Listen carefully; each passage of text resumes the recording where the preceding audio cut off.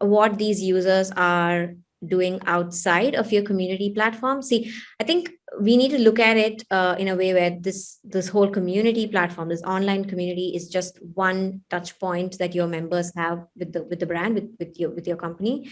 It is very important to also look at other avenues through which they interact with us, or let's say if they are an advocate, if they give us a case study, or if they talk about us at events, or if they give you a shout out on social media. There are so many different ways through which they can be your advocate. They can be your fans.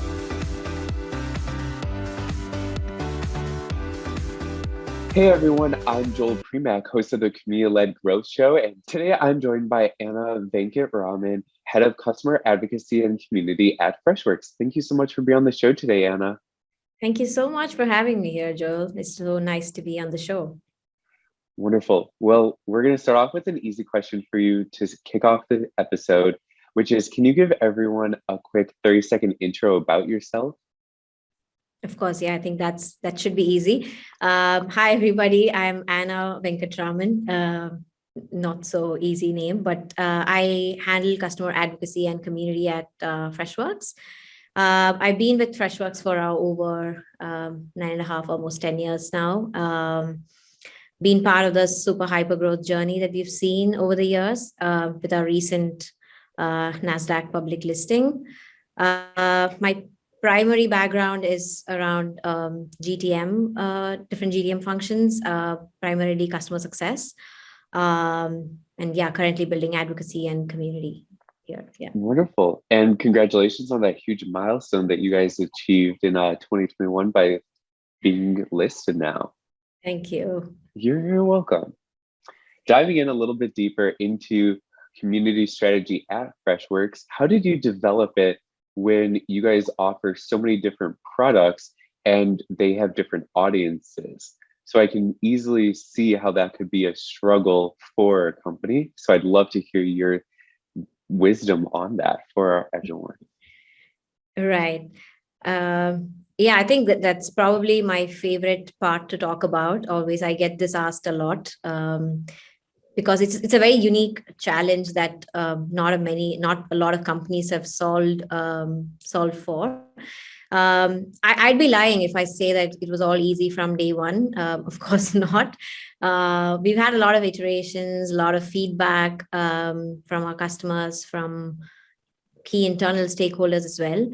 But I think what I have learned to do is, like, over the last 2 years of building community, I think one thing I've really learned to do is to keep things simple and sort of zoom out 10,000 feet and look at it holistically and not try and do too many things at a time, because it can get overwhelming. Like thinking about building community for a company that has over 9 products, different personas of people, companies of varying sizes. Like we sell to mid-market, we sell to SMBs and enterprises. So it is challenging. It's very different than building a community for a specific cohort of users. But it need not be that way. I think it can, you can keep it simple. I think that should be your primary focus. Keeping it simple. That's wonderful advice. And I would definitely agree that sometimes simpler is just the best way to go. So what's an example of when you guys have been building community at Freshworks that you guys have kept it simple instead of making it more complex than it needed to be? I think one thing we've done really well, even before we sort of started to formally build out this Refresh community, is we've always been customer-centric at the core of everything that we do. So especially coming from a customer success background, I always had a sense of keeping an ear close to the ground, understanding what customers really need. And that sort of extends to the community as well. Like, our community is all open for all. It's not restricted to just our customers.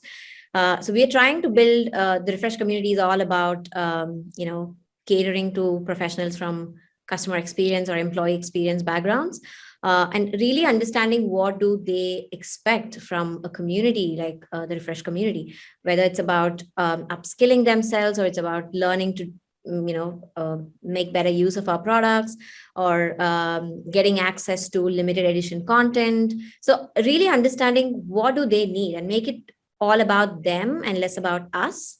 Of course, you will get you will hit your numbers, you will have business impacts for sure, but I don't think that should be your focus. I think you should focus more on making it all about the users. Everything else will just sort of follow through. So I that's would that's definitely, what's worked for us for sure. I would definitely agree with that. That's exactly kind of the right mindset that I see many companies taking. Is you can't always maybe have a direct, like, solid line from community to other thing like business outcomes. You can have it as a nice dotted line as an influencer to many Absolutely. outcomes that businesses achieve. Absolutely. So I did some poking around and I did come across the Refresh community on your guys' website. And Mm-hmm. one of the things I noticed when I was looking at it is that you guys have a champion scoreboard. So first off, let's start with a simple definition of what is a refresh champion to give Mm-hmm. everyone that base understanding, and then we can dive into it a little bit more. Right. I think, we are also doing a lot of we're running a lot of different experiments around the whole gamification. So Mhm. right now, what I can tell you is we are rewarding or awarding points and badges and ranks to our community members based on what they do on our community. So if someone answers questions or helps out other customers, or writes a user generated blog, we do give out some points and badges. But what we are also trying to do, which again I don't see a lot of people do today, is look at what these users are doing outside of your community platform. See, I think we need to look at it in a way where this whole community platform, this online community, is just one touch point that your members have with the brand, with your company.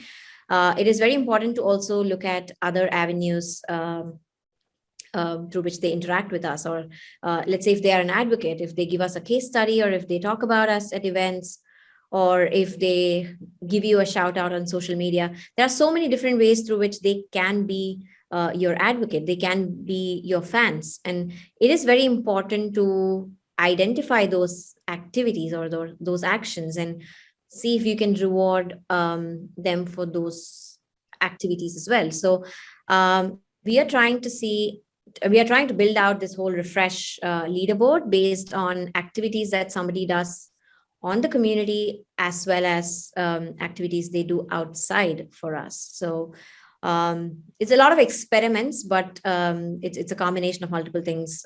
What do you see on that scorecard or the leaderboard? Very nice. Well, thank you so much for that basic info on it. And then diving a little bit deeper in it is, how did you and other members of the Freshworks team decide what point value would be given to what activities, in terms of essentially figuring out what's weighted more than others? Because I think that like you mentioned, there are just so many different types of activities that advocates of your brand can do on behalf of the brand and to show their per se fandom for it.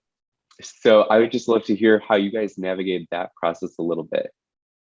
Oh, lots of trial and error. I think we also one of the first things that we did was, when we sort of started out the community.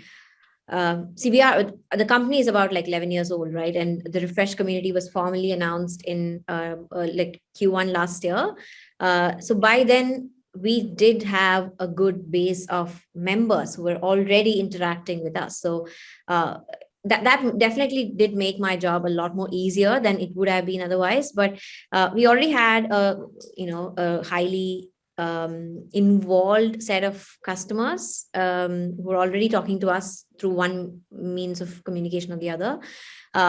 So we did ask around and try to understand again, like trying to understand the pulse of the community and like trying to ask the members, what are they most likely to do? What do they expect other members to do for them in the community? And basis that, I think, and also one of the other thing we did was, again, this whole gamification is also to make sure it's driving that competitive edge between members, right? Like that's when you gamify everything, that's when people pick up that spirit and want to be more interactive on the community, be more engaged. So we didn't want to make it too easy for anybody to sort of move up the ladder. Not to sound mean, but it's not like it can't be like everybody could be a pioneer, everybody could be a champion on day two, right? I think over time people sort of pick it up and then really strive to sort of move up the ladder. I think we are also lucky because our customers are always up for a challenge, and they're all in full spirits for this, so that really helped. That's great. Thank you. So you mentioned that the community was launched in Q1 of last year. Now online, I saw that you guys have over 15,000 members of it globally across all your products. So how do you actually manage from a day-to-day, week-to-week, month-to-month, like the thriving community that's so large? Yeah, I mean, I think, so again, I think I've been very, very fortunate to be here, to be at a company where they get community at the leadership level. So our CEO, our CMO, everybody is so invested and understand, how community can solve the challenges that every other function in the company faces. It's not seen as a standalone function that sort of operates in silos, but it is well integrated into the overall org structure. So we're very centrally placed. And a lot of people are surprised when I say that we are a team of 8 members in the community, including myself. I mean, everybody's like, oh, wow, that's a huge team for a community. But I think it is important to have that structure in place. And I think that was possible for us because we had the leadership buy-in, and they invested everything on building this community team, right? So the way we have structured the team is, of course, we have a community strategy wing where we have folks to sort of build out the strategy around user onboarding, user acquisition, user engagement. Again, everything is split by our different product lines. And there is one set of one pod within the team who handles community moderation, which is super important. I think one of the key pieces that's often overlooked is how important it is to have a team dedicated to sort of moderate your community and engage with your community. And one of the other crucial pieces, again, super important, is the whole community operations. So we have dedicated people working on community ops. And then there is this whole piece around user groups and events. So, and that's just the community team, like the core, the 8 of us. This is how we sort of, we have the structure within the team. But like I said, it's a very central function at Freshworks. So we have heavy cross collaboration going on between like product marketing, customer success, customer support, field marketing. So we have a community squad that we have formed with members from all of these different teams. And it's definitely a village that's at work to make this successful. Otherwise, I don't think we would have seen the rate of growth that we are seeing currently. It can't be done if we don't have the collaboration going on between different teams. I am blown away, and I love the way you guys have built your team. I think that's fantastic. Thank you. Yeah, I mean, it's just a great way where each person has their section to just build it out exceptionally well. I think you're right on the note of that you need to have a good team to support the community. It's not just like a one person or 2 people can do it all. You really need to give it its good amount of like effort on your company's part to see if it's really a good thing for your business too. Absolutely. And I'm very happy to see, because I see a lot of companies coming up and really investing in getting the right talent. And that's another piece I want to call out, because community is a very new role, right? Like right now, everybody is talking about it, but you need to identify the right talent. And that's another thing that we've been lucky again. I must say, we've got a good mix of people. Like we have people with marketing backgrounds, we have people with GTM or customer success, or just general, customer facing backgrounds, which really adds in a lot of flavor in building out the community. And we need someone who's really good with operations and general program managerial skills. And I think that is very important in building out the team, like getting people with different flavors and sort of get the right fit. So we've been lucky on that aspect as well. That's great, and congratulations on your luck hiring. Thank you. Yeah. So last couple questions as we're coming up on time for the show today. So for a multi-product company similar to Freshworks, what are some learnings or pieces of advice that you would give to a company just starting out to build a community? Right. So apart from keeping it simple, I would say one of the things that can happen for a multi-product company when you're building out communities is that it can tend to get like siloed, like each product doing their own things.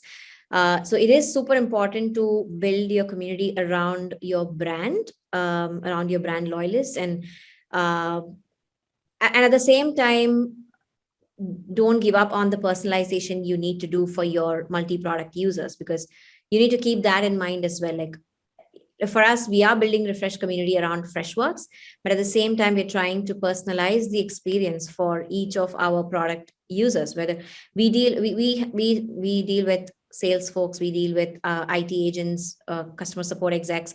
So we want to make sure the experience is personalized, but it's all sort of coming under the brand community, like the Freshworks community. So that's a key piece I would say companies should keep in mind.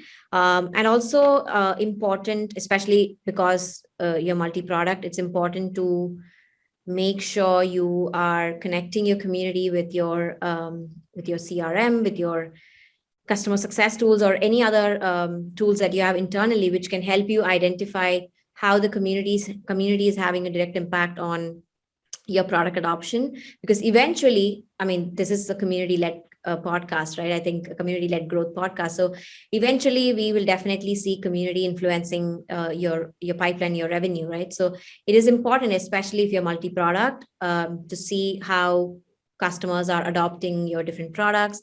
How is the cross-sell, upsell sort of getting influenced by community activities? So I think those are pointers I would ask companies to keep in mind while they build out. Those are great points. Thank you. Last question is, what are 3 predictions you have for the future of community within the B2B tech space? Because you've been building community now for a couple of years, have been at Freshworks for even longer than that. I think that you just have great points to share with us. So I'm excited to hear from you on these.